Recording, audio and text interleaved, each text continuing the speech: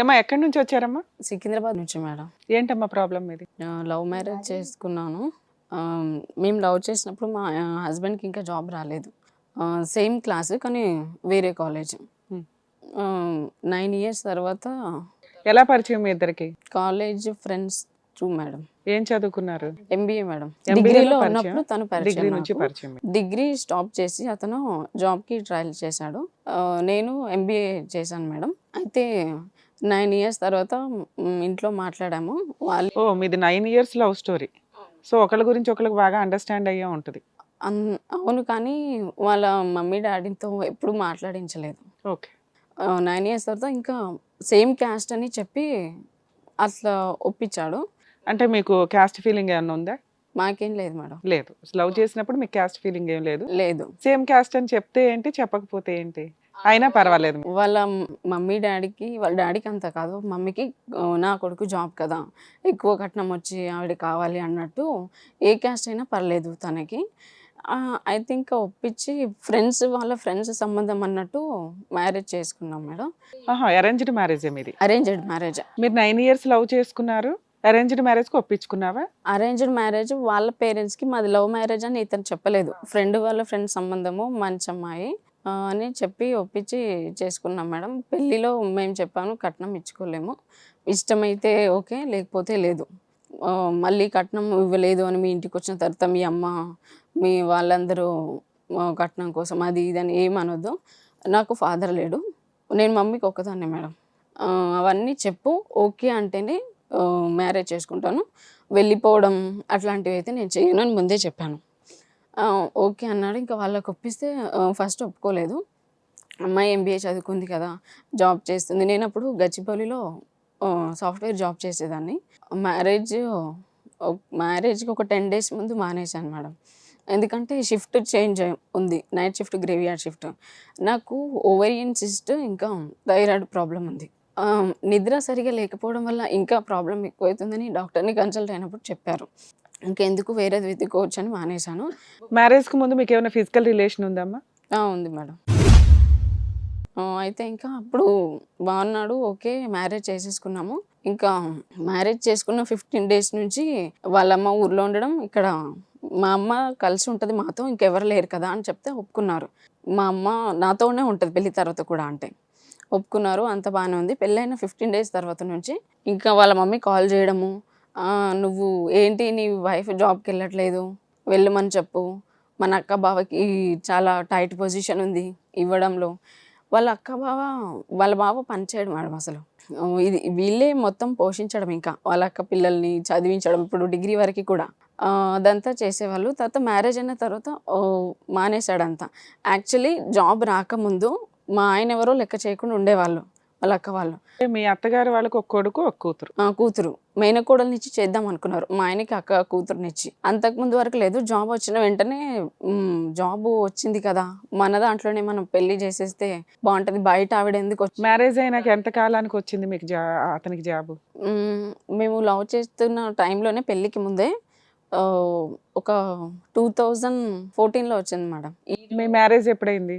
Last మంత్కి 9 years అతనికి job వచ్చి. 2014లో అతనికి జాబ్ వచ్చింది. మీ మ్యారేజ్ ఎప్పుడైంది? 2018లో అయింది మేడం. జూలై 3 years ముందు వచ్చింది. వాళ్ళ అక్క కూతుర్ని ఇవ్వాలని తనకు, ఇతనేమో నేను చిన్నప్పటి నుంచి పెంచాను, అన్నం తినిపించాను, నా సొంత చెల్లిలాగా చూసుకున్నాను, నాకు ఆమెని చేసుకోవాలని లేదు, చదివించాను కూడా, నా కూతురు నా చెల్లి అనుకొని అతను అన్నాడు. నేను ఇంకా చేసుకోనని చెప్తే సరే ఏదైనా పర్లేదు అని మ్యారేజ్ చేసేసుకున్నాం. కానీ మాది లవ్ మ్యారేజ్ అని వాళ్ళ పేరెంట్స్కి అసలు ఎవరికి తెలీదు. కాదమ్మా, ఇప్పుడు మీరు చెప్తున్నారు, నాకు అర్థం కాల. ఆవిడ ఆల్రెడీ డౌరీ హెరాస్మెంట్లో కాస్త డౌరీ ఎక్స్పెక్ట్ చేసే టైపు మీ అత్తగారు. నెక్స్ట్ వాళ్ళ అబ్బాయి ఆల్రెడీ ఏదో జాబ్ చేస్తున్నారు.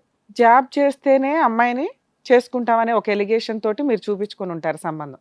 డౌరీ ఇవ్వము, ఉన్నది ఒక కూతుర్నే, మా అమ్మగారు మాతో ఉంటారు, ఇన్ని అన్నా కూడా మీ అత్తగారు ఒప్పుకున్నారా పెళ్లికి?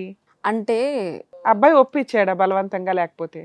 ఒప్పుకుంటారో ఒప్పుకోరో తెలీదు. ఒప్పుకుంటే సరే, లేకపోతే లేదంటే ఓకే అన్నా నేను కూడా. యాక్చువల్లీ వాళ్ళ బావ వాళ్ళంతా ఒప్పుకున్నప్పుడు నేను జాబ్ మానేసాను అత్తయ్య గారు, పర్వాలేదా మీకు, ఒక 2 months లో మళ్ళీ జాయిన్ అవుతానని మీరు ఎప్పుడైనా చెప్పారా వాళ్ళకి? చెప్పాను మేడం. చెప్పారు. చెప్తే అది యాక్చువల్లీ ప్రాబ్లం వాళ్ళకి ఏంటంటే, నన్ను ఒక ATM మిషన్ లా చూడాలని. వాళ్ళ హస్బెండ్ మా ఆడపడుచు వాళ్ళ హస్బెండ్ పనిచేయరు. మ్యారేజ్ అయిన ఇయర్లోనే అతను ఆటో కొనుక్కున్నాడు. వాళ్ళకి 23 ఏళ్ళ అబ్బాయి అమ్మాయి ఉన్నారు. పెళ్ళైన 23 ఏళ్ళ వరకు అతను జాబ్ ఏది చేయలేదు, ఒక ప్రాపర్ జాబ్. ఒకసారి ఫిష్ స్టాల్, ఒకసారి ఫాస్ట్ ఫుడ్ సెంటర్ అట్లా తిరిగాడు. ఏమనంటే నీ కూతురుని వదిలేస్తా అని భయపెట్టుకుని అత్తమామతో తిరగడం జరిగింది. ఇక్కడ అల్లుడి హెరాస్మెంట్ కూడా ఉంది మీ అత్తగారు. ఉంది. అదే కట్నం ఇవ్వకపోయినా పర్లేదు. యాక్చువల్లీ అతనిది ఏంటంటే కట్నం ఇస్తే 50-50 షేర్ చేసుకుందామని. ఇక నేను ఇవ్వకపోయే వరకు వాళ్ళకి ఒక ఫస్ట్ ఛాన్స్ లూజ్ అయిపోయింది. నెక్స్ట్ సరే ఓకే జాబ్ చేస్తుంది కదా అనేసి అనుకొని డబ్బులన్నా తీసుకోవచ్చు, మీరు ఊర్లో ఉంటే మీ ఇద్దరి మెయింటెనెన్స్ ఖర్చుల కోసం తీసుకొని నాకు ఇవ్వచ్చు అని ఆ విధంగా అతనే ఒప్పించాడు. మా అత్తమామ కూడా అంత లేదు. మా మామయ్య అయితే ఏదైనా పర్లేదు, వాడు అదృష్టం ఎలా ఉంటే అట్లా అని. మా మామయ్య చాలా మంచోడు.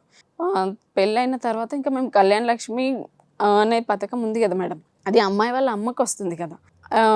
వాళ్ళ పెద్దమ్మ వచ్చన్నది లేదు, మా అబ్బాయికి ఇచ్చేసేయాలి, అది ఇస్తేనే నీకు పుస్తలు తాటు చేయిస్తాము అన్నారు. కానీ మేము కళ్యాణ లక్ష్మి వస్తుందా? ఇద్దరు పని చేస్తారు కదా, ఉద్యోగం చేస్తున్నారు కదా మీరు మీ ఆయన కూడా. కానీ మా మదర్ని చూసి ఇస్తారు కదా సార్, అతన్ని చూసి ఇవ్వరు. అంటే ఆడపిల్ల వాళ్ళ తల్లిదండ్రులకు ఏవైనా ఖర్చులు ఉండొచ్చు. ఫైనాన్షియల్ గా వీక్ గా ఉన్న వాళ్ళకి ఇస్తారు కాబట్టి మీ అమ్మగారు క్లెయిమ్ చేసుకున్నారా? ఎంత వచ్చిందమ్మా? 1 lakh మేడం. అయినా ఏవో ఖర్చులు ఉంటుంటాయి కదా మేడం, గోల్డ్ పెట్టడం. మేము 5 తులాస్ గోల్డ్ పెడతామని ఒప్పుకున్నాం మేడం. 5 తులాస్ ఇద్దరం, నాకు ఒక్కదానికే అనుకున్నాము. కానీ వాళ్ళు అన్నారు మాకు బ్రేస్లెట్ కూడా పెట్టాలి అబ్బాయికి అనేసి. సరే నాకు 3 పెట్టి అతనికి 2 తులాస్ పెట్టాము బ్రేస్లెట్లో. అతను అన్నాడు, వాళ్ళు అన్నారు మీకు 3.5 తులాల గోల్డ్ చైన్ వేస్తామనేసి. కానీ వేయలేదు. నేను మా అక్కకి ఆడపడుచు కట్నం కింద పెళ్ళిలో మా అక్కకి ఇచ్చేసాను, ఏం లేవు. నీకు కావాలంటే నువ్వు 1 lakh ఇయ్యి, అప్పుడు చేస్తా, లేదా నువ్వు పెళ్ళి తర్వాత జాబ్ చేస్తే ఆ డబ్బులతో నీకే చేపిస్తా. మా హస్బెండ్ అది 15 days లోపు ప్లేట్ మార్చేసినట్టు మాట్లాడాలి మేడం. ఇన్ని 9 years నుంచి లేనిది 15 days మైండ్ రిఫ్రెష్ చేసేసారు.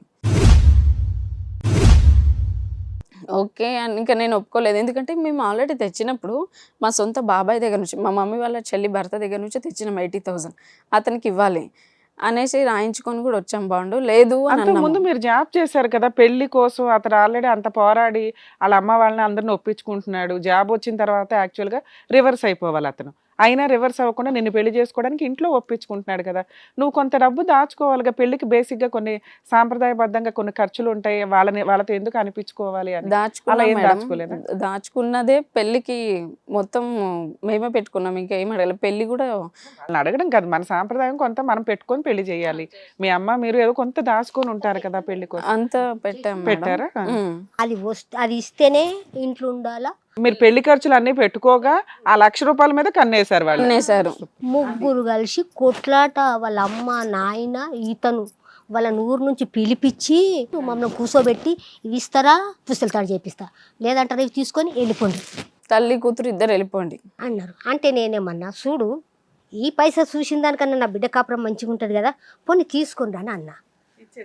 ఇయ్యలే, తీసుకోండి రేపు అకౌంట్లోకి వెళ్ళి తెచ్చిస్తా అన్న.